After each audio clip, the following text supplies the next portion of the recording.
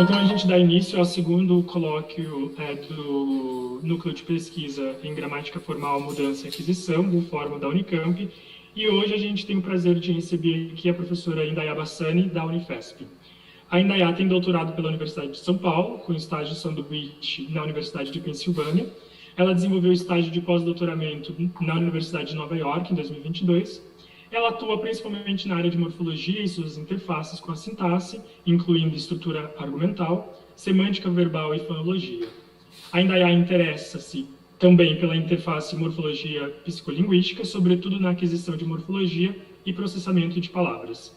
Ela é professora adjunta no curso de Letras da Universidade Federal de São Paulo, a Unifesp, e atua tanto na graduação quanto na pós-graduação. Além disso, é membro do Laboratório de Linguagem e Cognição da Unifesp, o LabLink. Recentemente, Indaiá organizou um livro juntamente de Ana Scherer e Paula Armelin, intitulado Manual de Morfologia Distribuída, que foi publicado pela editora da Abralin em 2022. Feita, então, uma apresentação breve das contribuições da professora Indaiá Bassani, a gente dá início ao seu colóquio intitulado Alomorfia e Morfologia Distribuída, Inserção de Vocabulário e Regras de Reajuste Morfofonológico. Então, muito obrigada. Vocês me escutam bem? Sim, sim. Sim. Começo agradecendo. Obrigada pelo convite, que me deixa muito honrada e feliz de poder conversar com vocês, contribuir de alguma forma para a formação dos estudantes que assistem, poder dialogar com outros pesquisadores é sempre muito importante para a gente, e o convite me deixou de fato muito honrada. Então, vou compartilhar com vocês a tela agora da apresentação. Sim, como eu comentei, eu tenho sempre o dilema de achar que eu vou fazer poucos slides, depois fazer muitos slides, depois ir cortando slides. Então, eu acho que talvez eu consiga falar de absolutamente tudo que está aqui, senão eu vou selecionar algumas partes mais importantes para esse tema, Estou muito feliz de falar também sobre a alomorfia, que é um tema de que eu gosto muito. Então, ao longo de toda a minha vida acadêmica, sempre fiquei muito intrigada com a alomorfia e a possibilidade de encontrar regularidade na irregularidade, Então, mesmo que seja uma regularidade, não uma regularidade forçada, mas que a gente consiga encontrar subpadrões dentro da irregularidade, por isso que eu me interesso tanto por alomorfia. E o que eu pensei em falar, então, hoje com vocês é fazer uma introdução, tem um objetivo mais didático de falar sobre desencontros entre forma e conteúdo, ou forma e significado, tipos de alomorfias, depois falar, então, algumas propriedades essenciais da morfologia distribuída, objetivando especificamente falar sobre inserção de vocabulário, e por isso eu vou falar também de ciclicidade e linearidade. Vou falar na terceira parte sobre, então, o que é dentro desse modelo, como é gerada a alomorfia, como ela é subjacentemente o que resulta nos padrões alomórficos. Para isso, eu trouxe uma análise dos expoentes de plural nominal, que é uma análise preliminar. Eu venho pensando sobre isso há algum tempo e essa apresentação também foi interessante para eu poder colocar alguma coisa no papel. Então, ainda há muitas arestas nessa análise preliminar, mas eu acho que ela serve como um exemplo de um tipo de alomorfia e de como essa alomorfia pode ser tratada no modelo da morfologia distribuída e umas considerações finais. Então, para começar, o morfema ideal, aquele que a gente vê lá no estruturalismo proposto pelo Bloomfield, é aquele que há uma correspondência bionívoca entre forma e significado. Seja esse significado gramatical, então um traço, morfossintático, ou um significado lexical, como o conteúdo de uma raiz, por exemplo, ou de um radical. Mas a gente sabe que há muitos desencontros nessa relação bionívoca, Um deles é a alomorfia, então a gente vê aqui em um, Então, às vezes, duas formas, uma forma A e uma forma B, que podem até compartilhar alguma fonologia, mas não necessariamente, correspondem ao mesmo significado. Então, a gente tem aí a alomorfia. Há também o caso em que uma única forma corresponde a dois significados. Se esses significados forem relacionados, a gente pode chamar isso de sincretismo, no caso da alomorfia, do significado gramatical. Então, por exemplo, um pronome que é sincrético entre mais de uma pessoa, Ou polissemia, se a gente estiver falando do significado lexical. Então, por exemplo, uma raiz que está em mais de uma formação e adquire significados diferentes. A gente também tem o caso distinto, né, da polissemia, que é a homonímia ou a homofonia, que formas uma forma idêntica à outra, né, por isso que eu coloquei aqui forma A, forma A, correspondem a dois significados distintos. Então, por exemplo, o caso de manga, manga, né, a gente não tem polissemia aí, é pura homofonia, não corresponde a nenhum significado gramatical e nenhum significado lexical. Ela corresponde a algum tipo de função ou a absolutamente nada, como é o caso dos Cranberry morphemes, né, chamados na literatura, formativos, morfomas, a nossa própria vogal temática, que tem um papel classificatório, mas não tem nenhum significado atribuído a ela, ou no caso de 5 dos morfemas zero, em que não há nenhuma forma, mas pode se abstrair, que pode se retirar do vazio, da ausência, um significado gramatical, né? Então, esses são vários desencontros entre forma e conteúdo, e as teorias morfológicas vão ter que dar conta desses desencontros, né? Vão ter que ter mecanismos que expliquem esses desencontros. No caso das alomorfias, falando descritivamente, né? Aqui, gente, eu coloquei só um detalhe, né? Eu coloquei todas as referências que eu vou usar para a sessão aqui na parte de baixo do slide de apresentação, tá? Então, por exemplo, a gente sabe que há alomorfias condicionadas por diferentes fatores, né? Então, há alomorfias que estão completamente condicionadas pelo ambiente fonológico, como é o caso clássico, né, e muito exemplificado nos livros didáticos do morfema do plural do inglês, que pode se realizar depois de uma sibilante como us, com um schwa, como faces, maces, bushes, como uma fricativa não vozeada, depois de uma obstruinte não sibilante não vozeada, como cats, oaks, lips, clips, e pode se realizar como a fricativa vozeada nos demais ambientes, que é o default. Esses 3 alomorfos são completamente guiados pela forma fonológica, mas a gente não pode chamar isso de uma fonologia completamente automática, porque ela se dá no ambiente do morfema de plural, né? Então, a gente é uma morfofonologia.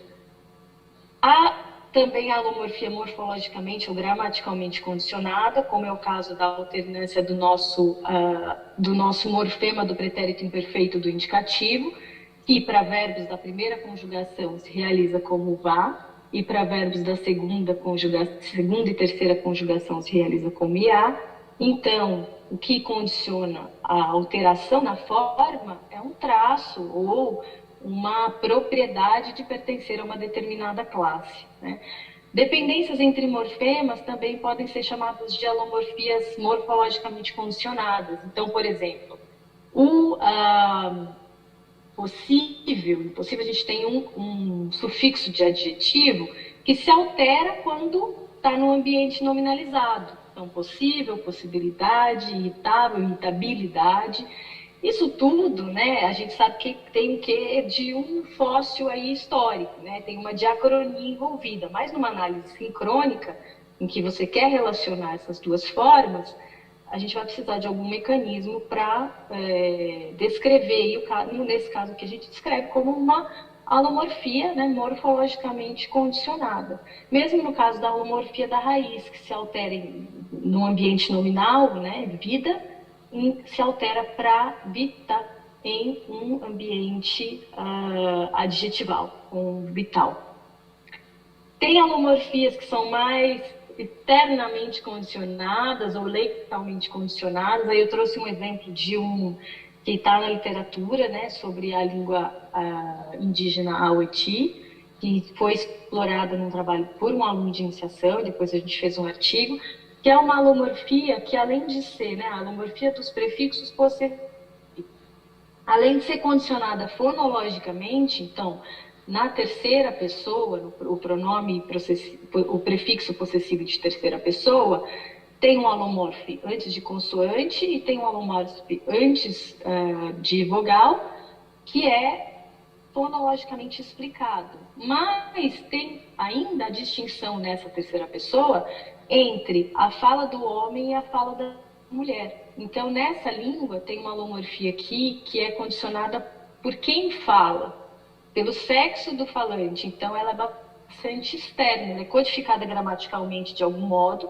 porque ela implica na escolha dos expoentes, mas ela não tem fatores internos. Por exemplo, um homem diz na pô, mão dele, e a mulher diz ipó, mão dele. Então, são alomorfes não fonologicamente condicionados, mas condicionados pelo sexo do falante. Essa informação é externa, né? Não está interna ao próprio enunciado. Bom, agora eu vou falar um pouquinho das propriedades essenciais da morfologia distribuída, em especial para o tratamento da alomorfia, né? Primeiro, a morfologia distribuída, ela é a concepção de gramática, é muito, né, dentro do quadro da teoria gerativa, mas tem uma remodelação em termos do tratamento dos primitivos dessa teoria, né? Então, essa teoria assume que uma gramática consiste de uma série de elementos primitivos, esses elementos primitivos são sempre morfemas, e de um conjunto de regras da sintaxe para derivar os objetos complexos a partir desses primitivos. Então, a morfologia distribuída é uma sintaxe de pequenos objetos com algumas premissas específicas que a diferenciam, por exemplo, da nanosintaxe. Vou falar também um pouco disso. O morfema na morfologia distribuída, então, é um nó terminal sintático. Então, o fim da árvore, né, o elemento final é o morfema. A gente assume dois tipos de morfemas. As raízes, que têm o conteúdo, né, o significado lexical em geral, arbitrário, e um conjunto de traços sintáticos semânticos que são recortados de um conjunto universal de traços sintáticos semânticos por cada língua. Os morfemas possuem uma representação subjacente de traços sintáticos semânticos, mas não possuem conteúdo fonológico a priori. Aqui eu estou tratando especificamente dos morfemas funcionais, né, e não das raízes. Para as raízes há uma discussão na literatura se elas têm conteúdo fonológico. Recentemente eu estava relendo o Halley-Marantz 93 e eu relembrei ali que no próprio texto seminal eles assumem que a raiz não tem conteúdo fonológico, né? E depois essa discussão foi se desenvolvendo com várias propostas, né? Mas eu vou falar aqui dos morfemas funcionais. Então, assume que esses traços sintáticos semânticos, tais como plural, traços de tempo, traços de pessoa, eles não têm um conteúdo, não têm um conteúdo fonológico a priori. A gente assume uma operação de inserção de vocabulário. É importante até colocar, né, que uma das motivações para separar o conteúdo da forma, né, para separar a fonologia dos traços sintáticos semânticos, é essa série de desencontros entre forma e conteúdo. A gente fica com mais liberdade para trabalhar esses fenômenos. Claro que isso também vai ter custos, né? Então, numa teoria, às vezes, a gente carrega mais um mecanismo e aí acaba aliviando o outro, né? Como a gente libera aqui essa ligação a priori entre forma e conteúdo, nós vamos ter mecanismos de inserção de vocabulário, tá? Também para a gente entender as análises, é importante dizer que os morfemas nas estruturas, né, eles não se assume na morfologia distribuída um princípio do espelho, né, completo, né? Para além da ordem que é dada pelo movimento de núcleo, também tem uma variação translinguística na ordem específica dos morfemas, né? Eu trouxe até uma citação aqui do livro do Liebig. Ele fala, então, esses ordenamentos espelhados são uma forma possível de linearizar o núcleo complexo, mas eles não se garante que isso ocorra, né? Então, por exemplo, para uma raiz, né, aqui só também é importante colocar que assume-se que as raízes são categorizadas para se transformar no que corresponde à noção de palavra, em outras teorias e no sentido mais amplo, né? Então, uma raiz ela é categorizada por um X e pode ser recategorizada por um Y. Então, por exemplo, numa formação como andar, você tem uma raiz and, categorizada por um V, vira um verbo, e andamento, por exemplo, ela é recategorizada por um núcleo nominalizador. No português, esses dois núcleos acabam funcionando como sufixos, o que dá conta de explicar isso por movimento de núcleo, mas há línguas em que você tem distribuições diferentes, né, em que um é prefixo, o outro é sufixo, como a gente acabou de ver no Aueti, em que os morfemas de concordância, né, pronominais são prefixos e não sufixos, como no português, né? Então, aqui para exemplificar, numa estrutura sintática, em que a raiz é categorizada por X, depois por Y e depois por Z, o movimento a gente gera, a partir da sintaxe, um núcleo complexo como raiz X, Y, Z. E então eles vão estar concatenados, né? Esse símbolo aqui, pelo menos como o Embick propõe no livro dele, na teoria que eu vou apresentar daqui a pouco, significa que raiz vai estar concatenada a X, X vai estar concatenado a Y, Y a Z, mas tem diferentes possibilidades de linearizações desses núcleos. Então, às vezes, um afixo, né, por exemplo, um prefixo, ele tem algum tipo de informação de que aquela forma, aquela peça, ela é prefixal e não sufixal, e isso é uma variação da língua, né? Aí que a gente pode pensar, né, naquela ideia inicial da teoria gerativa de que é na morfologia que está a variação. Aqui sim, mas isso não significa que a gente não possa encontrar padrões também bastante sistemáticos dentro da morfologia. Bom, numa estrutura em 14, por exemplo, a gente tem uma palavra, né? É uma palavra que tem uma raiz e dois afixos, né? E a criação aqui, então, de um núcleo complexo. Aqui tem uma noção que eu acho muito interessante na teoria, que é a noção de M-word, palavra morfológica, e sub-word. Então, que é uma subpalavras, né? São o que correspondem a um núcleo morfológico e a partes, né, de palavras. Então, por exemplo, aqui na categorização, né, de uma raiz por X, e no movimento desse X, por exemplo, aqui para Y, a gente tem a criação de uma palavra morfológica, né? Então, por exemplo, no movimento do verbo, quando a gente faz a representação do verbo no português, né, o Vzão lá no final, que se move para I ou que se move para T, a gente tem em IoT a criação de uma palavra morfológica completa, né?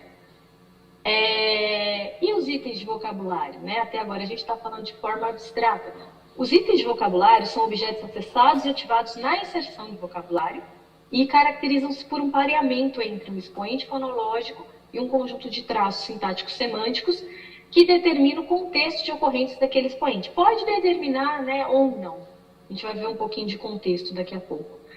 Mas aqui a gente trouxe né, do capítulo do manual de MD, possibilidade, né, de traços semânticos, traços sintáticos, traços morfológicos, corresponderem a traços fonológicos. Então, o que é um item de vocabulário. Por exemplo, uma vogal temática é um núcleo, né, um morfema, que tem ali um traço morfológico de classe para os verbos, por exemplo, e um material fonológico A e I associado. Inserção de vocabulário, tem algumas condições para a inserção de vocabulário. O ordenamento, os itens de vocabulário são ordenados antes de serem inseridos, e eles são ordenados por especificidade, os mais específicos são inseridos antes dos menos específicos. Outro princípio é a univocidade. Em uma derivação, apenas um item de vocabulário se aplica a um único morfema. Essa é uma diferença, por exemplo, em comparação a uma teoria como a nanosintaxe, e essa também é uma diferença importante, né? A inserção terminal. A inserção do item de vocabulário na morfologia distribuída tem como alvo apenas os nós terminais e não o topo do núcleo complexo. Então, por exemplo, na nanosintaxe, eles têm a noção de spanning, que vai inserir material fonológico no núcleo mais alto. Então, ali, por exemplo, no YP ou XP, que domina a raiz e seus afixos. Isso dá um bom tratamento, por exemplo, para amálgama, né, de traços realizados por um único morfema, mas tem outras questões, né, em que você acaba tendo um tratamento muito ad hoc. Alguns itens têm uma inserção terminal e outros não. E a inserção é cíclica, né? Então, a inserção do item de vocabulário se aplica ciclicamente. Eu vou falar um pouquinho disso daqui a pouco. Itens de vocabulário especificados com todos ou um subconjunto dos traços do nó terminal, que é seu alvo, são candidatos a fornecer fonologia a ele. E o segundo item do princípio do subconjunto é o item de vocabulário que vence a competição será aquele cuja especificação incluir um subconjunto com traços mais compatíveis com os do nó terminal. Aí eu convido todo mundo, né, que não tiver lido ainda a ler o Halley Marantz 93, o Halley 94 e o Manual de Morfologia Distribuída, em que a gente explica com um pouco mais de calma como funciona o princípio do subconjunto, né? Então, o que a inserção de vocabulário permite? Né? Que a forma fonológica de um conjunto de traços possa variar de acordo com a estrutura em que ele está inserido, então um tratamento contextual, permite tratar sistematicamente as alomorfias e os sincretismos, né? Como ali os mismatches entre forma e significado. Mas a questão é quais fatores ou informações no ambiente de um dado nó terminal sintático estão de fato visíveis para fim de alomorfia contextual. E já na literatura, bastante discussão sobre os domínios de localidade, desde o texto do Marantz 2007, em que ele propõe uma primeira distinção entre o domínio interno, que é do primeiro núcleo categorizador, que é da categoria raiz, e o domínio externo, que é tudo acima que está desse categorizador, e há outras propostas que alargam um pouco mais esse contexto, como a proposta do Embrich, 2010, a proposta do Bobalik, a proposta do Moscal, que é um outro também teórico que faz um tratamento para contexto, né, tamanho de contexto visível para a alomorfia. E também tem toda uma discussão para quais fatores, ambientes, informações no ambiente de um dado nó terminal estão visíveis para fins de alossemia, para fins de reinterpretação semântica, e eu não vou tratar aqui desse tópico, né? Eu vou me concentrar mais na variação da forma do que na variação do significado, né?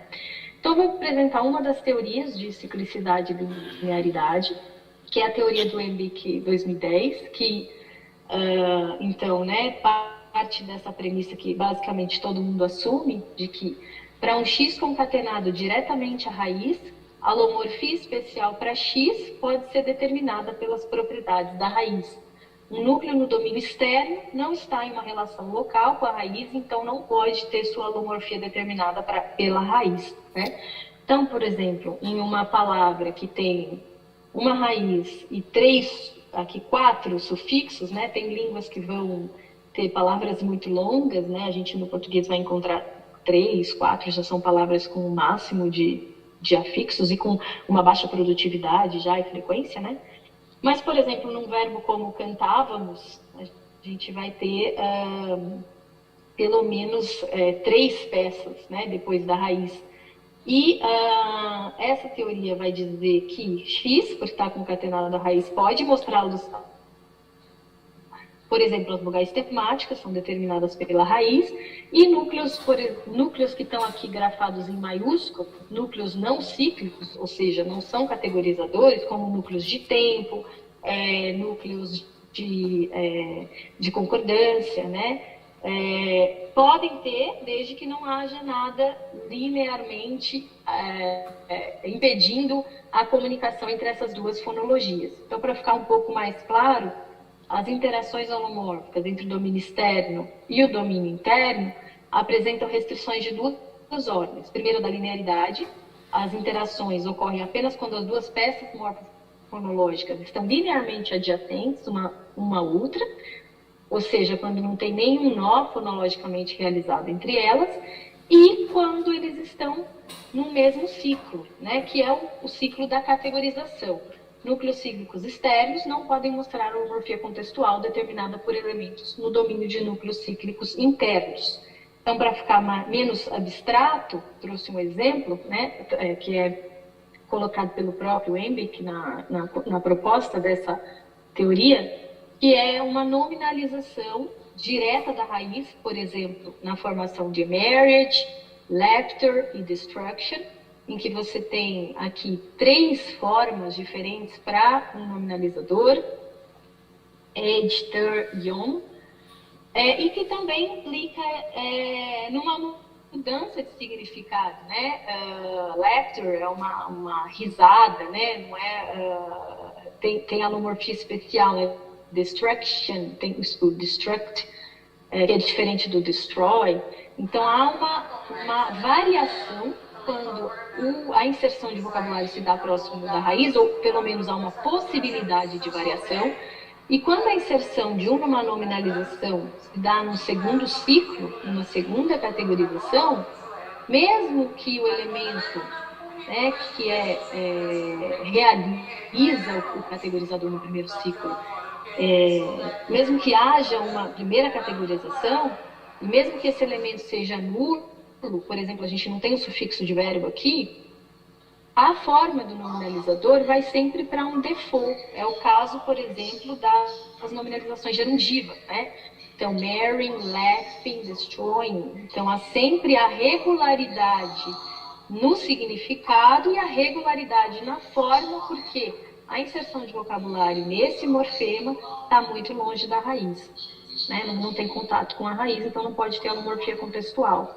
Outro exemplo aqui mais perto de nós é o eu gosto dessa dupla dos verbos dormir e adormecer, porque a gente vê que em dormir, né, a definição de uma vogal temática de terceira conjugação, que é a vogal temática menos frequente, é praticamente um resquício dentro da morfologia produtiva da língua, né? Ela é determinada por algumas raízes que vão ter essa marcação diacrítica, dentre elas a raiz dormir.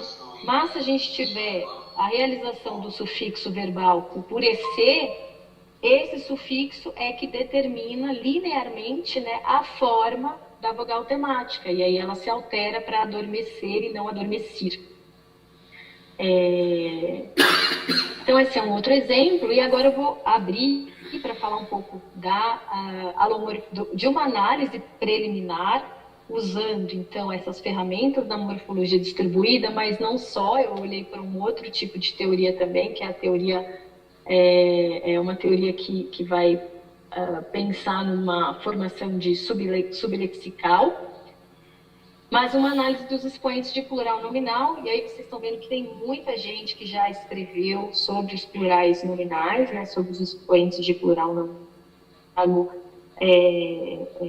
algumas dessas descrições, não em forma de resenha, mas as descrições que eu vou colocar não são novas, né, elas já estão dadas na literatura, mas eu vou tentar olhar para esses expoentes de plural, fazendo uso dessas ferramentas, né, inserção de vocabulário e minimamente as regras de reajuste morfonológico.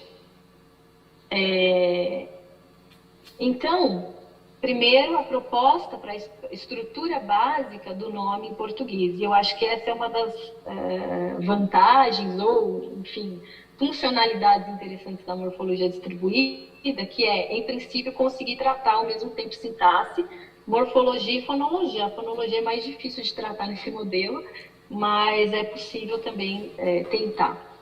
Então, por exemplo, para um nome, né, a estrutura básica do nome em português vai ter uma raiz, um afixo, aqui faltou, né, eu estou tratando o nome como uma grande classe que tem substantivos e adjetivos, então aqui faltou um A na representação. Uma raiz que é categorizada por um nome ou por um adjetivo, né, por um categorizador, e que vai receber aqui uma projeção de número, que vai ter um traço singular ou plural, vai ter um traço, né, mais ou menos plural, e vai receber uma morfologia de singular ou de plural. Como não é o escopo aqui, eu não estou tratando do gênero, né? Mas eu creio que o gênero ele ou está codificado como uma informação da raiz idiosincrática ou como traço do categorizador. Eu não acho que a gente precise de uma projeção de gênero dentro dos nomes.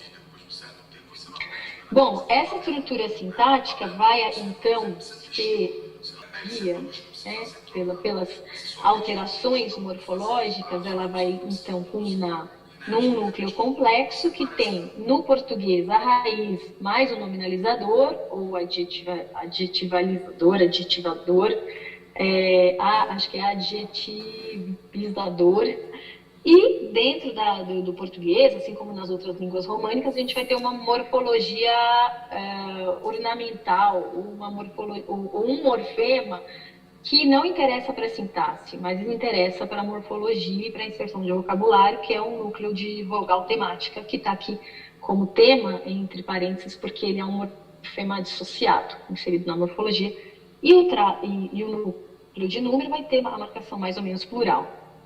Os expoentes de plural no português, a gente tem, então, o plural nominal regular, que é a fricativa, né? A fricativa que vai ter toda a sua variação sociolinguística e também a possibilidade de não marcação, né? Então, a gente tem um plural, aqui eu estou falando do plural marcado, a gente sabe que a nossa marcação de plural ela é variável. Para o plural nominal marcado, a fricativa, e aí eu coloquei outros casos que eu estou chamando de plural nominal irregular, né, que são condicionados morfologicamente. Então, por exemplo, depois da lateral, depois do rótico, depois da fricativa em uma sílaba oxítona, a gente vai ter males, ou mares, capazes, né? Depois da lateral, de modo geral, a gente tem outros alomórficos com apagamento da lateral, real, reais, fácil, fáceis.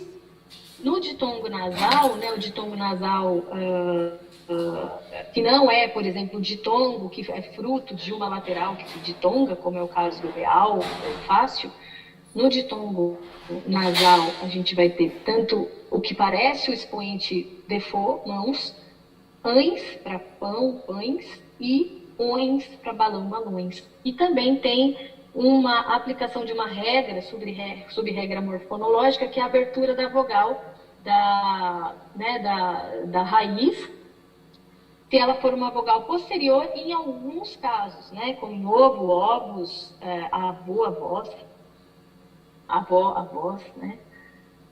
E há alguns plurais que são tardiamente aprendidos só dentro de uma população que tem acesso à educação num ambiente muito de cultura, né, que são esses plurais latinos, né, campus, campi, corpus, corpora, e eu sempre reparo, às vezes o meu foco nas reuniões é ver como que as pessoas estão falando campus, campi, porque tem muita variação e muito alto monitoramento na hora de falar esses plurais, né?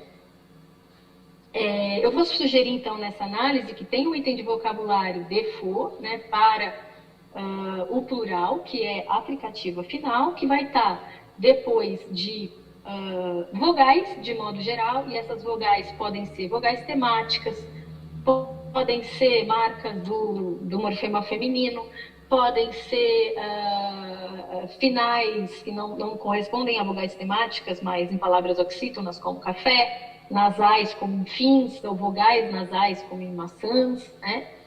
E vou sugerir, aqui é um debate na literatura, né? Desde lá do Matoso Câmara, quando ele sugere que, por exemplo, para as formas como mar ou luz, tem lá uma forma teórica, um radical abstrato, né? Então, nessa análise, eu estou fugindo um pouco do excesso de abstração e tentando fazer uso de algumas propostas, como a proposta da lei da Bisol, que sugere que, por exemplo, nesse contexto de líquidas e céu oxítono, o que acontece é a inserção do plural default, tá? Mais uma epêntese um processo fonológico mais geral, né? Que é um reparo dessa sílaba pomars, que vira pomares, maus, que vira males, né? Luzes, que vira luzes. E que, por exemplo, na formação, né, do lápis, tórax, em vez de pensar que há um zero, que é a marca de plural, um outro alomorfe zero, eu estou trabalhando aqui com a hipótese da inserção do plural, do expoente de plural plural regular, mas com dissimilação, porque você tem um encontro entre duas fricativas. Só que isso só se dá em sílabas que tem esse final com a fricativa paroxítona, né? Que não são oxítonas, né? Então, contexto paroxítono. E aí, de fato, o que eu estou chamando dos itens de vocabulário mais especificados ou irregulares do plural, né? Então, eu estou propondo aqui na análise, vou começar por aqui, né? Para quando tem... Isso aqui é uma regra de inserção de vocabulário, né? Então, essa regra diz o seguinte, em 32A, é uma regra morfofonológica. O expoente de plural é realizado como is, quando está no contexto, né? Depois de uma lateral, e é seguido de um reajuste morfofonológico. No caso de ex, também tem uma outra peça, então estou tratando isso como alomorfia, de fato, supletiva, né? Um plural é realizado como ex, no contexto de lateral final, né? Num contexto paroxítono. Então, por exemplo, útil, ágeis, e aqui faltou colocar no plural, né? Úteis, ágeis, fáceis. Ou outras, aí a gente vai indo para alomorfias muito mais específicas, né? Então a gente tem irregularidades e pega um grande grupo, quando eu estou listando, por exemplo, o contexto fonológico, irregularidades que vão pegar casos muito específicos quando eu estou fazendo listas. Então, mais plural é realizado como stan, com a inserção da aplicativa mais abertura da vogal posterior, para uma lista O, que é, por exemplo, aí você vai ter dentro dessa lista, a gente vai ter que aprender, então tem de fato, aí não só aquisição, mas aprender essa regra morfofonológica de abertura, né? Então, que lá vai ter ovo, porco, mas que não vai ter, por exemplo, tem alguns casos, moço, moços, não é moços, né? Então, aqui é uma lista de raízes, e aí a gente tem mais específico ainda, que insira o plural, para o plural insira i e apague a rima em campos, para o plural insira hora e apague a rima em corpos. Então, assim, quanto mais especificação, quanto mais subgrupos, mais difícil é para o falante aplicar essas subregras, por isso ele tem que monitorar, mas não é automático, como aí seria o SAM, né? E aí, eu estou fazendo uma análise um pouco diferente do que poderia fazer, porque eu estou abrindo mão de um automatismo e de uma abstração de dizer, não, em todos os casos em que aparece essa final, o morfema é aplicativo e você tem alterações, inserções, porque eu acho que também a gente tem que olhar com cuidado para essas teorias altamente derivacionais, elas são muito potentes na descrição, mas a gente tem que ver se de fato, se tem de fato base para fazer toda essa decomposição. Né? Como outro dia eu estava conversando com alguém sobre derivar, por exemplo, pluvial de chuva. Então, a gente até pode pensar que pluvial tem relação semântica com chuva, mas não dá para pensar que pluv sofre uma série de alterações sincrônicas a partir de chuva. É muita forçação de barra, né? Então, o que eu estou propondo aqui é que a gente tem dois subsistemas de inserção de vocabulário para o plural nominal, né, que tem peças especiais para esse subvocabulário irregular. E aí eu estou me baseando aqui numa ideia da teoria de subléxicos, que foi colocada em Guskova, em Becker e Guskova. Então, por exemplo, por que eu não estou optando pela inserção do plural regular mais o apagamento do L, né? Por que eu estou assumindo um alomorfo is, né? Porque, assim, alguns dados de aquisição de linguagem mostram que já durante a infância tem uma taxa alta de formação desse plural em is, no contexto de ditongos decrescentes fonológicos. Então, onde caberia o plural mais regular, mais automático, mais fácil, chapéu, chapéus, as crianças novas falam chapéus, né? Então, isso parece que tem uma realidade como peça independente para a forma de plural. Por isso, eu proponho que, então, tenha essa peça regular is, e que o mesmo fenômeno não acontece, por exemplo, com os casos de epêndice após a consoante, né? Então, em geral, no caso de mares e pomares, em geral, a regularização dessas formas se dá pela adição direta de "s" à consoante, não pela inserção de "is". Então, por exemplo, hambúrgueres, a gente fala hambúrgueres, ou não marca, né, fala os hambúrguer, ou hambúrgueres, não fala hambúrgueres, né?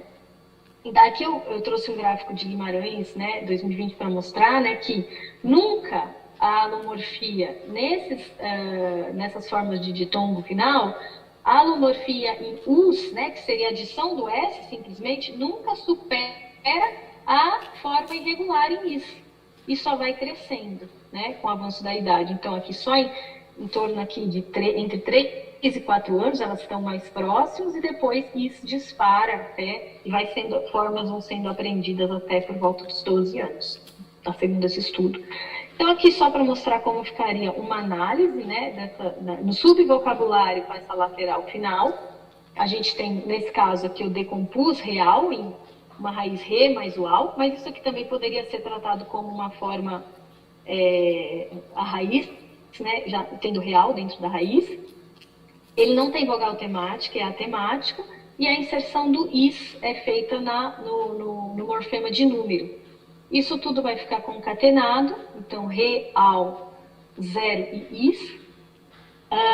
E a gente vai ter, então, a aplicação dessa regra morfofonológica e a inserção de "is", porque os dois estão num contexto local, aqui no mesmo ciclo. Por exemplo, numa derivação maior, em que há mais de um ciclo, por exemplo, realizado, a alomorfia continua, porque a alomorfia é morfofonológica nesse caso. Então, mesmo que eu tenha aqui real, zero, isa, vel, esse vel final com lã, é que vai potencializar a inserção de "is" com o apagamento seguinte da lateral. O mês aqui um pouquinho diferente, né, só que com outra peça, em tese, então, pela minha proposta aqui, esse alomorf eis, ele é mais, causa apagamento de mais itens, né, ele pede o apagamento da coda inteira da base. Então, para a gente formar a face, com inserção do alomorf eis e o apagamento de il. Então, eu não estou fazendo uma análise em que se forma facilis para chegar a facis, como é a proposta do Matoso, né, um pouco diferente. E essa alomorfia se mantém num contexto maior, por exemplo, em portátil, em que também, de novo, a gente tem a linearidade que está determinando essa alomorfia morfofonológica. Bom, eu já estou um pouquinho atrasada no tempo, eu ia mostrar aqui a análise para o ditongo nasal, mas eu acho que vou falar mais rapidamente, tá, Paulo? Porque por conta do tempo. Mas tem 10 minutos sério, ainda. 10 minutos? Ah, então vou falar. Para o ditongo nasal, aí aqui eu tenho que dar os créditos para minha aluna de mestrado, né, que concluiu há pouco, a Miriam, que deve estar assistindo, que a gente começou a olhar para essas formas do ditongo nasal, que parece que não dá para... A gente viu, né, e agora eu tenho mais clareza, que não dá para tratar em conjunto com as outras formas que a gente viu até agora, né? Esse ditongo nasal em ão, né, e aí não vou entrar no mérito aqui se tem uma nasal na coda ou não, tem vários trabalhos sobre isso, mas para a formação desse plural, né, a questão é, quando eu alterno mão para mãos, pão para pães e balão para balões, a questão é atribuir regras morfofonológicas para a alternância de semivogais, ães, né, pão, pães e balão, balões, e dizer que o "st" é o default, né, essa é uma análise que derivacionalmente seria mais simples e mais ajustada, por exemplo, com uma análise do tipo Chomsky-Halley, em que tudo era derivado, né, de uma forma subjacente abstrata, mas o fato é que ONS é o default absoluto em pesquisa, tanto sobre frequência em palavras existentes, né, tem uma pesquisa recente do Schwint, Gadiolo e Petri, nas palavras inventadas, que foi a dissertação de mestrado da Miriam Leite, e não tem motivação fonológica para essas alternâncias entre esses glides, i, ão, né? Então, aqui eu trouxe um gráfico que foi fruto da dissertação da Miriam, para mostrar aqui, né, aqui nas palavras inventadas, né, agora não me lembro se são 12, acho que são 12, o que está em vermelho foram escolhas de ões. Então, os alomórficos ãs e ãos são realmente minoritários, né? Eles são aprendidos mais, né, orientadamente, monitoreadamente, e no início da aquisição tem uma aplicação do SAN nos contextos de ão, mas depois alguma coisa se inverte, é nisso que eu estou um pouco interessada também, né? Então, aqui para mostrar também mais um gráfico do trabalho de Guimarães e colegas, que mostra que, né, entre 3 e 12 anos, o ONS também, né? Aqui a gente tem o ãos, só ali com 3 anos, ele é ligeiramente mais produzido que os outros alomorfes, e depois o ONS reina absoluto, né? Até o fim até a adolescência, uns 12 anos. Então, o que eu estou propondo? Que, na verdade, né, você tem o plural para esse subvocabulário fonotático do ditongo nasal em ão, que é a inserção do morfema menos plural 0, e a inserção de is para uma lista específica de palavras que a gente tem que aprender, que tem lá dentro gentílicos, tem algum efeito de harmonia vocálica que também a Miriam observou, né, como pães, alemães. Tem uma lista U, que é uma lista que você só vai adicionar o S, que é, por exemplo, uma lista que tem muitos monossílabos, o trabalho de Becker e outros também já mostrou que tem uma predominância de monossílabos, e o ONS é o default. O ONS mais o apagamento da coda ão é o default. Aí aqui só vou mostrar, né, então uma derivação como balões, vai ter a concatenação de balão com a inserção do ONS, motivada pela fonotática final do ão, e o apagamento do ão. Mãos vai ter a inserção do S, e pães vai ter a inserção do IS aqui com o apagamento do O. E para mostrar um efeito de localização externa, por exemplo, quando a gente tiver um aumentativo, como em pãozão, o item inserido, como ele não tem acesso, né, à raiz, uma lista de raízes para determinar a sua inserção, ele vai ser o depoões. Então, muito provavelmente, a gente vai ter a criação de coisas como pãozões. Eu vou comprar... Nossa, você comprou um pãozão? Não, comprei uns pãozões desse tamanho, né? Então, vai para o ONS, que é o default. Então, para finalizar, né, esse exercício de análise, a morfologia distribuída permite um tratamento uniforme de alomorfias e outros desencontros entre forma e conteúdo. A inserção do vocabulário, mais as regras de reajuste permitem uma análise uniforme do plural. Subléxicos ou subvocabulários, no caso, permitem eliminar formas subjacentes muito abstratas e que não encontram suporte na criação de novas formas.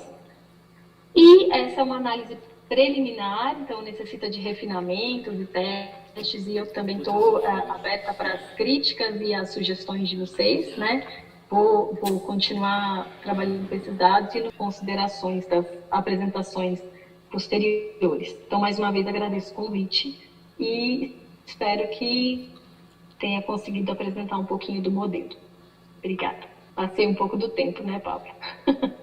Não, tá ótimo, Indaiá, e assim, eu que vou ter que sair, né, infelizmente, mas eu vou deixar você com a Carinha, ela vai aí fazer o nosso, hospedar a sessão na nossa ausência, trocar um pouco de ideia. Que bom, gostei de ver a Carinha. Pois é, e muito bem, então, Indaiá, de novo, muito obrigado, uma pena que eu não vou poder ficar para ouvir a discussão. Sem problema. Tem um aluno que está muito interessado em morfologia distribuída na qualificação de área doutorado, e eu até mandei para ele o link, espero que ele esteja assistindo. E para trocar ideia depois com você, de repente, é o Rafael Beraldo. Conheço o Rafael, legal. Né? Então bacana. De repente, eu trocar algumas ideias sobre as... que legal, querido. Já li um trabalho dele com o Paulo. Isso, exatamente. Eles estavam fazendo umas coisas juntos, isso mesmo. Bom, vou passar para a Karine. Então, Karine... Tá bom, obrigada, Paulo. Tá contigo. Muito obrigado, Indaiá. Um abraço para você. Abraço. Indaiá, tudo bom? Oi, Karine. Muito bom te ver. Que legal. Aliás, eu acabei chegando uns 10 minutinhos atrasado. Infelizmente, perdi, acho que a primeira parte. Mas assim, eu queria te agradecer, eu achei super interessante a explicação, adorei ver as pesquisas que vocês, os alunos, estão fazendo.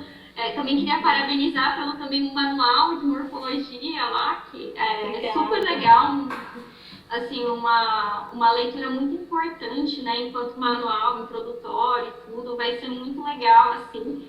Eu estou dando morfologia aqui, inclusive. Ai, que legal! Dos módulos da morfologia distribuída, então achei que foi super interessante, assim, vou passar inclusive para os alunos. E aí aqui, a gente está assim, a gente está aqui no Zoom, mas também tá fazendo streaming entre dois canais no YouTube, né? E aí eu mandei lá, se alguém tivesse uma pergunta, aí eu queria perguntar, tem uma pergunta da Sônia lá, mas eu queria perguntar aqui, a Kel e a Tuane, se quiserem fazer também. Primeiro, se manifestem, senão eu vou ler a pergunta da Sônia que está lá no YouTube. Primeiro, muita gente lá falando obrigada pela palestra, tudo, agradecendo legal, fico feliz. A Sônia. E aí a Sônia falou assim, uma pergunta, se pães, ela falou, obrigada Indaiá, se pães precisam ser aprendidos separadamente, porque é preciso pensar em uma regra de inserção. A palavra não seria aprendida como um todo? Essa pergunta da Sônia. Sim, excelente questão. É porque não é só pães, pães é um exemplo, mas a gente tem outros que vão fazer em pães, né? Então, pães, alemães, deixa eu tentar lembrar dos exemplos aqui, mas a gente tem uma minoria de expoentes que vão alternar de ão para ens, então não é só pão. Então, assim, pensar que a gente aprende item a item é um pouco voltar à ideia de que o conhecimento da morfologia é um léxico, né? É uma entrada de, eu tenho que decorar essas palavras. Que é um pouco, por exemplo, Carinha, a análise daquela análise de o que é regular é derivado por regra e o que é irregular é aprendido item a item. O problema dessa análise é que dentro o irregular ele é subgrupal, então não é uma irregularidade, né, então é só pão. Não, tem um subgrupo de plural de ão que vai para ãs, assim como tem um subgrupo que é ão que vai para ãos, né? Não é a maioria. Então, assim, tratar isso como aprender item a item é um pouco, por exemplo, que a gente vê lá na gramática mais tradicional, né? Tem, geralmente os plurais, se ela for atualizada, ela já vai dizer, né? Assim como está também no Matuscana, o ONS é o mais frequente, e aí você tem essas listas de palavras que são diferentes. Pães, agora me fugiu a lista de palavras aqui. Pães. A Miriam deve estar pensando em um monte de palavras lá, que ela tem isso mais fresco. Um monte que a gente faz sem certeza, né? Exatamente. Tem os que alternam, você vai ter e aí é exatamente por isso o falante não sabe a que lista essa palavra pertence. Ela é um ão que vira ãos, é um ão cidadão, né? No cidadão a gente vê muitos cidadões, porque é uma palavra mais frequente e que ela acaba tendo uma inserção default do ães. Então, aí até que você aprende que cidadão tá na lista, cidadão ela faz com S, como é mãos, né? E daí, isso tudo eu tô falando, obviamente, didaticamente, mas isso tudo de forma inconsciente, né? Essa raiz, ela vai ser listada ali para uma sub-regra. Então, para resumir, a gente tem que tratar essas irregularidades como irregularidades de um subgrupo que não de uma palavra específica. Tá? Não sei se respondi a Sônia e peço que você faça um update aí com ela se ela quiser colocar mais alguma questão de acompanhamento. Vou ficar aqui dando refresh. E eu queria também perguntar umas questões que você falou desse plural. Eu achei super interessante a pesquisa da Miriam, né, se orientando.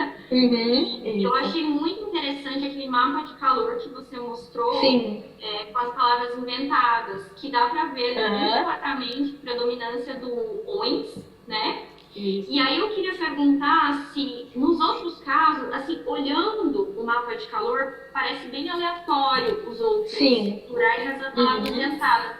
Mas será que tem algum tipo de padrão? Algum condicionamento, né? Será que teve? Assim, olhando, parece que não, mas será que ela teria? Primeiro a gente tem que dar os créditos, né, que essa estatística ela foi feita pelo Instituto de Estatística lá da USP, a gente fez uso de um serviço de consultoria, que eles têm até interessante divulgar, que é uma consultoria aberta para acadêmicos, né, tem que fazer uma inscrição, e a gente fez uso dessa consultoria, e eles geraram esse mapa de calor, mas a pesquisa da Miriam olhou algumas variáveis, então, por exemplo, as vogais, a gente viu se tinha algum tipo de harmonia vocálica entre a vogal da base, ser baixa ou ser alta, mais baixa ou mais alta. E aí, para os ditongos que formam ans, deu uma tendência, né, de ir com vogal baixa, na base. Só que a gente não consegue explicar isso fonologicamente por uma fonologia pura ali, né? Porque entre ans e ãos, que são os dois, né, eles têm praticamente a mesma altura, que é e aí e que são ambas vogais mais altas. Então, eles têm praticamente a mesma altura. A gente não sabe se isso é, por exemplo,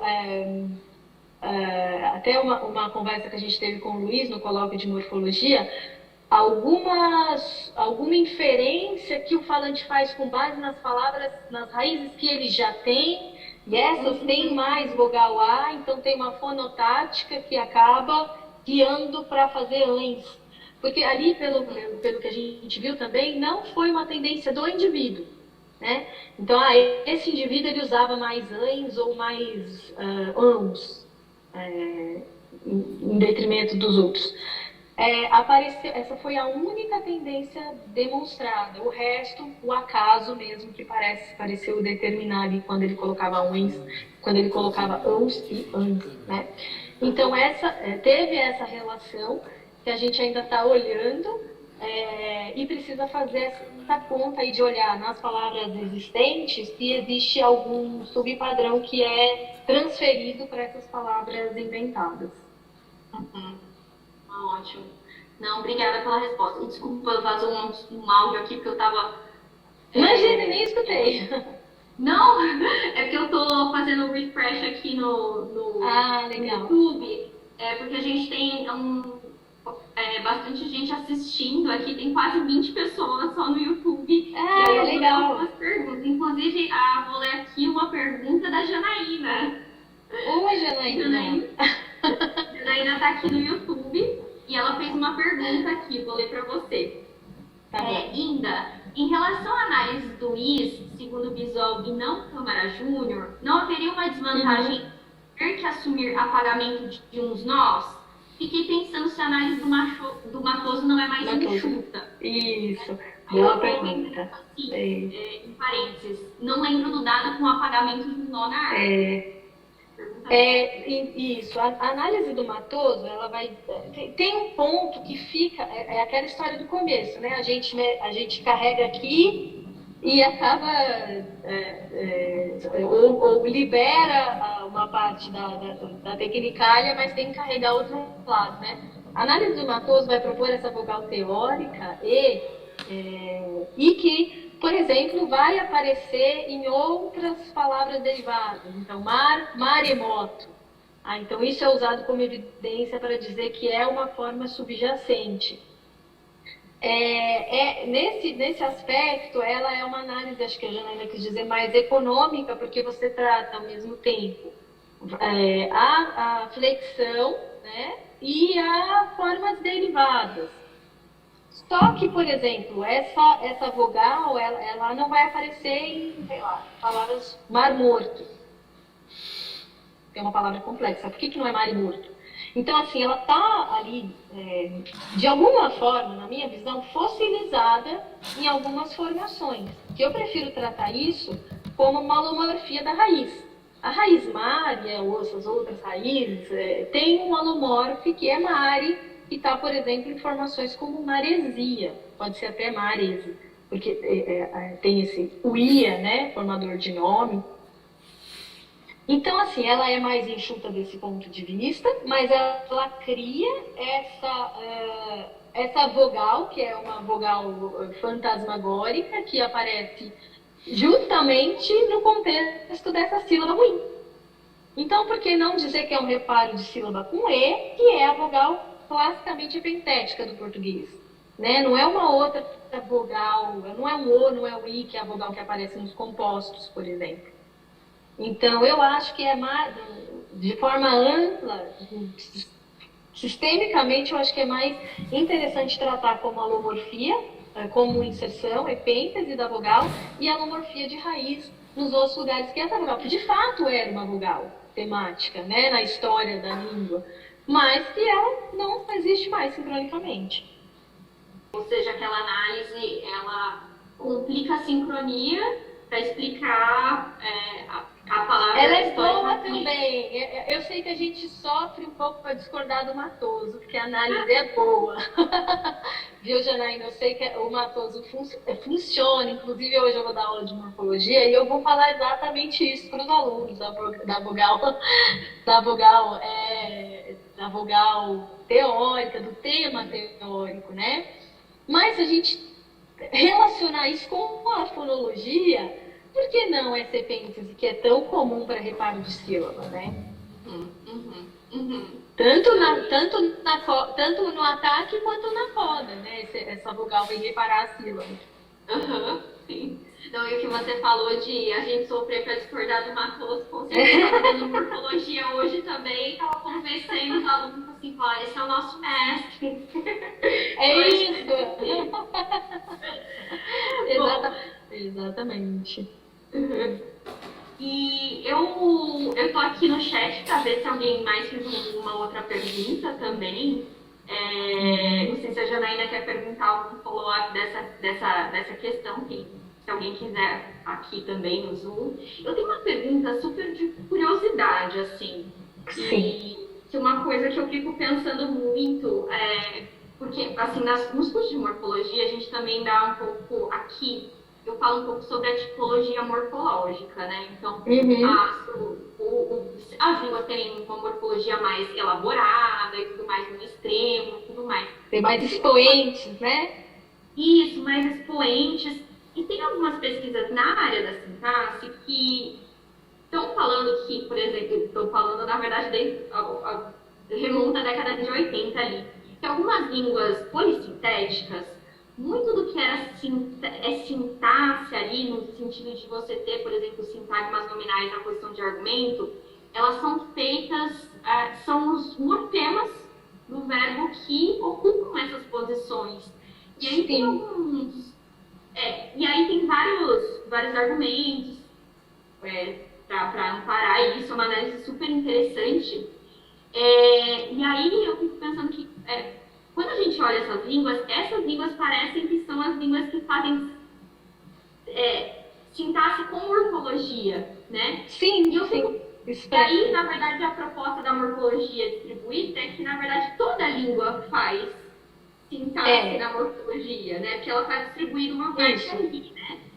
E aí, morfologia é sintaxe, né? Você tem, só que em alguns casos, esses nós terminais têm expoentes fonológicos de forma mais abundante, em outros casos eles têm morfema zero, porque é uma teoria e tem arranjo, tal como, né, o estruturalismo, é uma teoria e tem arranjo, e você vai ter, esse é um ponto da teoria, né, que pode ser inclusive criticado, ele tem um excesso de morfema zero para equiparar uma estrutura digamos assim, homogênea, né? Então, por exemplo, um verbo, ele vai ter uma estrutura homogênea entre todas as línguas. Você vai ter ali uma raiz sendo categorizada por um verbalizador. Só que em algumas línguas você vai ter vogal temática, em outras não. Isso é uma morfologia ornamental, né? Em algumas línguas você vai ter concordância, em outras não. Então, aí que está a variação, mas a sintaxe inicial, a proposta, né, a premissa é de que seja igual. Certamente. Então, em algumas outras Agora, essas línguas, elas são muito interessantes para ilustrar e para testar as propostas. Por exemplo, essa proposta de ciclicidade e linearidade, em que categorizações ou recategorizações, você vai ter ou não alomorfia. Se você pega uma língua com muita realização de morfema, ela é muito melhor para testar essa hipótese do que uma língua fusional, muito flexional, porque você vai ter esses elementos, esses traços todos que poderiam estar distribuídos, né? Nó a nó, amalgamados num único traço, né? E aí uma teoria do tipo item e processo vai explicar isso. Não, é porque aí a gente tem um processo de amálgama, ou como a nanosintaxe vai inserir no topo da árvore a fonologia. A morfologia distribuída vai ter que dizer que tem um monte de zero e que, de fato, esses zeros vão... Até tem uma proposta na literatura de pruning, que é uma poda, né? Então, depois, na hora de interpretar fonologicamente, esses zeros são podados para ser interpretado. Mas é toda uma tecnicália que vai ser inserida, né, para lidar com essa... Então, como tornar a sintaxe mais homogênea, dando conta de morfologias ou de fonologias diversas, né?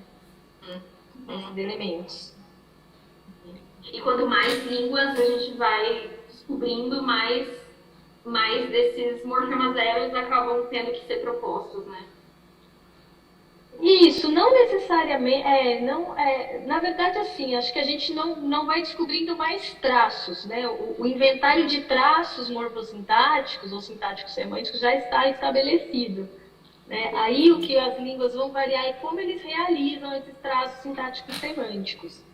E aí a gente, por exemplo, naquele caso ali, é um pouquinho diferente o exemplo, mas do Aweti, que tinha aquela homomorfia que variava de acordo com quem fala é um homem ou quem é uma mulher. Então você não vai internalizar, por exemplo, que isso é um fato que toda língua tem que ter, mas isso é muito particular dessa língua. Então é uma holomorfia contextual que tem que está codificada para essa língua, em específico, né? Mas a estrutura do nome, como a gente tinha ali, né, um traço mais ou menos possessivo, ele está compartilhado por todas as línguas. A possibilidade, né, de ter esse traço possessivo. Aqui só, eu vi aqui um comentário que quando eu estava falando de línguas polissintéticas, a Juliana Vinhaldo, aqui a USP está em peso, né? A USP legal, gente! Tá todo mundo espalhado aqui. Aí a Ju falou... Oi, gente do YouTube! O YouTube. Tem mais uma pergunta aqui, eu acho que depois dessa eu vou encerrar, porque também acho que você deve ter outros compromissos também, mas eu vou ler aqui a pergunta, é do César Marangoni. Ele fala assim, Indaiá, parabéns pela apresentação, foi ótima, fiquei com uma dúvida. Os reparos fonológicos que você assume são em parte dos itens vocabulários em si, ou eles seriam uma espécie de regra de reajuste? Repete a pergunta, Karine. Se os reparos fonológicos são dos... Os reparos fonológicos que você assume são parte dos itens de vocabulário em si, ou eles seriam uma espécie de regra de reajuste? Né? César, eu estou tratando esses reparos. Primeiro tem um reparo, estou assumindo dois tipos de reparo. Um que é mais automático e fonológico, que é o da hipêntese e da vogal, e o apagamento da fricativa no encontro de duas fricativas. Então, ele pode ser até pensado como mais fonológico do que morfonológico. Ainda preciso desenvolver melhor essa ideia. Mas o segundo tipo, que tem os apagamentos das laterais, apagamento das rimas, das sílabas, são reparos morfofonológicos gatilhados pela inserção do item de vocabulário. Então, você tem inserção do item de vocabulário, é uma coisa um pouco redundante, assim, né? Você tem um final de tema numa lateral, e isso vai gatilhar a inserção de um item de vocabulário especial, is ou ex. A inserção desse item de vocabulário gatilha o apagamento desse final Então, assim, tá um pouco circular, por isso que eu disse que eu preciso refinar essa proposta aí, César. Se você tiver sugestões, você que entende bem aí da fonologia, pode mandar, porque eu preciso ver se tá fazendo sentido. Mas como ele tá na regra hoje, é um item de vocabulário que a inserção desse item provoca um reparo morfofonológico na forma da base. E, bom, a Ju fez outro comentário que a gente estava falando de USP, ela falou sempre se reencontrando por aí. Bom, eu acho que eu vou finalizar aqui, mas agradecer muito aqui em nome do Forma, em nome do Pablo e do Paulo, que tiveram que sair também, em nome aqui dos formianos. Muito obrigada, Indaiá, foi ótimo, assim, a gente precisa combinar mais, a gente está tão perto, né, mas... Não é? Precisamos. Esse intercâmbio, né? Vamos marcar uns seminários do Labilink para vocês também virem falar aqui. Isso, também umas coisas juntas, assim, mas brigadão por tudo, foi muito legal, muito, muito bom e bom te rever aí. Bom te rever também, estou à disposição, queria agradecer o convite do Paulo, do Pablo, de todo mundo aí da Unicamp, foi uma honra e um prazer falar com vocês. Bom, e pro pessoal que está lá assistindo pelo YouTube também, gente, um abraço, obrigada por disponibilizar esse tempo para ouvir sobre alomorfia hoje. Beijão, Indaiá, bom te ver. Beijão. Tchau, tchau.